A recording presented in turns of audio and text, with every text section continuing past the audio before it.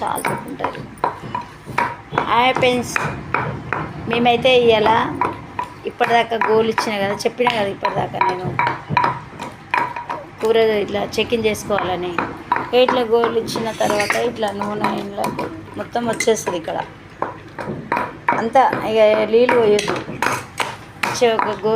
కొంచెం గోకరికాయ, కొంచెం ఎంత ఒకటి ఏంది చిన్నది దోసకాయ, ఒకటి టమాటా, ఒక ఏంది ఇది దాని పేరు వస్తుంది బెండకాయ, టమాటా, ఎల్లుల్లిపాయలు ఇవన్నీ వేసుకొని ఫ్రెండ్స్ మంచిగా ఇంత ఉప్పు, అల్లం, ఇంత కొంచెం అది ఏది జీలకర్ర ఇవన్నీ వేసుకొని మంచిగా నూరుకుంటే అది బాగుంటుంది ఫ్రెండ్స్. మీరు ఎన్ని రోజులైనా తినొచ్చు, చాలా రోజులైనా తినొచ్చు, బాగుంటుంది.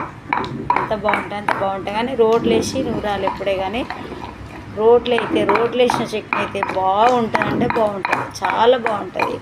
ఏం చేయాలంటే ఇది పోపు పెట్టొద్దు, అలానే నూనె వేయాలి. నూనె వేసేస్తే ఆ నూనెలోనే మంచిగా అనేది నూనెనే అది గుంజు వేస్తుంది అన్నట్టు. గుంజేసి ఇది బాగా వస్తుంది ఫ్రెండ్స్. ఇది మంచిగా ఉంటుంది. ఇది అంత పుల్ల కూడా ఉండదు, అంత మనకు ఇప్పుడు మనకు ఇట్లా అది వస్తుంది కదా, ఏంటిది ఇది పేరు పొద్దున్నే లేచి మనకు అరగకుండా ఉంటుంది కదా, అట్లా కూడా కాదు. ఇది మంచిగా ఉంటుంది. ఇది తింటే కూడా బాత్రూమ్ అంతా మంచిగా వస్తుంది, అన్నీ మంచిగా ఉంటుంది, టేస్ట్ ఉంటుంది. ఇది పప్పు తర్వాత ఇది పెట్టుకొని అంచులో పెట్టుకొని తినొచ్చు, రొట్టెలలో కూడా బాగుంటుంది. ఇది చాలా బాగుంటుంది కూర. ఇది మంచిగా ఉంటుంది ఫ్రెండ్స్. మా ఆయన ఎంత మంచి కూరలు చేసినా బాగలేదని గింత తింటాడు. అన్నం గింత అంతనే గింతే అన్నం తింటాడు. మా ఆయన పేరు పెట్టడానికే రెడీ. ఎంత మంచి కూర చేసినా పేర్లు పెడతాడు, ఎంత మంచి కూరలు చేసినా పెడతాడు.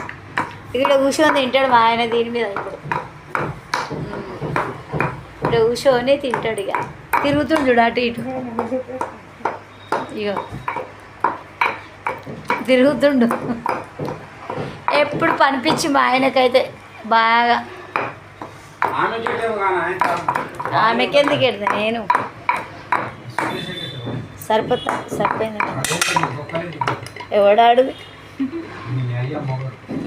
అయ్యమ్మడు ఎవడు అటు.